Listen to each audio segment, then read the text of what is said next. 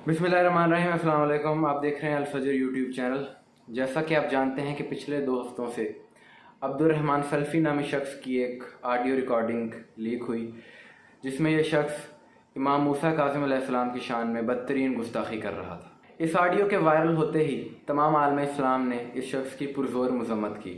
शिया उलमा कौंसिल की जानिब से एहतजाजी रैलियाँ भी निकाली गईं। बिल आखिर 2 जुलाई को थाना शेरा कोर्ट में इस शख्स के खिलाफ FIR दर्ज हो गई। इब्तिदा में कहा जा रहा था कि अब्दुर्रहमान सल्फ़ी मौलाना इब्तिसाम अलई ज़हीर का शागिर्द या भांजा है, लेकिन FIR जैसे ही दर्ज हुई तो उसके कुछ लम्हों बाद मौलाना इब्तिसाम अलई ज़हीर का एक वीडियो पैगाम आया, जिसमें उन्होंने इस बात की तरदीद कर दी। शिया उलमा कौंसिल की जानिब से 9 जुलाई को एहतजाज की कॉल थी कि अगर पुलिस अब्दुर्रहमान सल्फ़ी के ख़िलाफ़ कोई कार्रवाई नहीं करती तो मरकज़ी शिया मस्जिद इस्लामपुरा से सेक्रेटेरिएट तक एहतजाजी रैली निकाली जाएगी। लेकिन आज जुमा के बाद एहतजाजी रैली से कुछ देर पहले इंतज़ामिया की जानिब से ये इत्तला दी गई कि अब्दुर्रहमान सल्फ़ी को गिरफ़्तार कर लिया गया है।